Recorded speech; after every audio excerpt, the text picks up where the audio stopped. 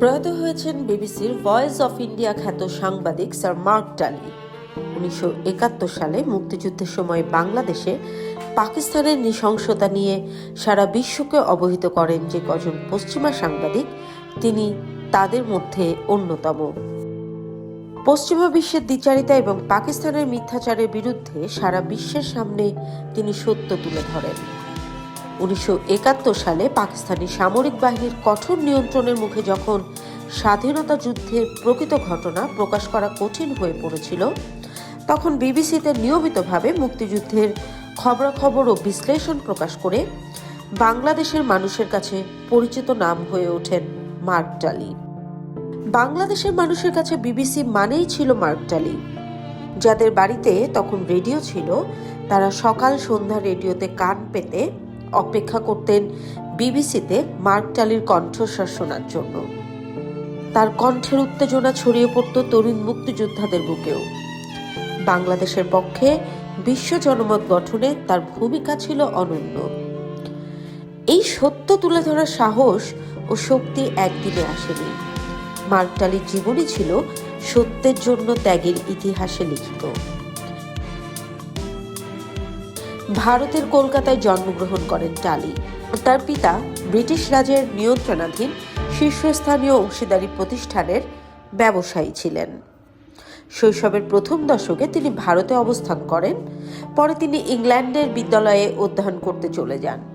টাইফোর্ড school, মালবোরো college এবং Trinity হলে ধর্মতত্ত্ব বিষয়ে পড়াশোনা করেন।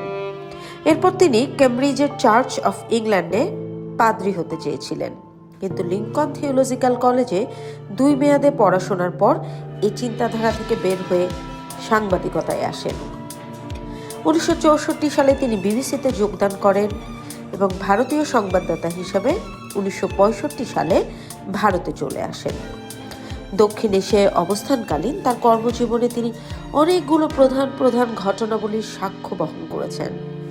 ভারত পাকিস্তান যুদ্ধ থেকে শুরু করে বাংলাদেশের মহান মুক্তিযুদ্ধ, ভূপাল গ্যাস দুর্ঘটনা, অপারেশন ব্লু স্টার ও এর ফলশ্রুতিতে সংঘটিত ইন্দিরা গান্ধীর হত্যাকাণ্ড, শিখ বিরোধী দাঙ্গা, রাজীব গান্ধীর হত্যাকাণ্ড, এরকম অনেক বিষয়ে তিনি নিয়মিতভাবে কাজ করতেন। জুলাই 1994 সালে মার্ক টালি বিবিসি থেকে পদত্যাগ করেন। এরপর থেকেই তিনি স্বাধীনভাবে সাংবাদিকতা ও নতুন দিল্লিতে উপস্থাপক হিসেবে কাজ শুরু করেন। মার্ক টালি 1985 সালে ওবিই পদবিতে ভূষিত হন। 1992 সালে পদ্মশ্রী পদক লাভ করেন। 2002 সালে নতুন বছরের সম্মাননা স্বরূপ নাইট উপাধি লাভ করেন এবং 2005 সালে পদ্মভূষণ পদক লাভ করেন।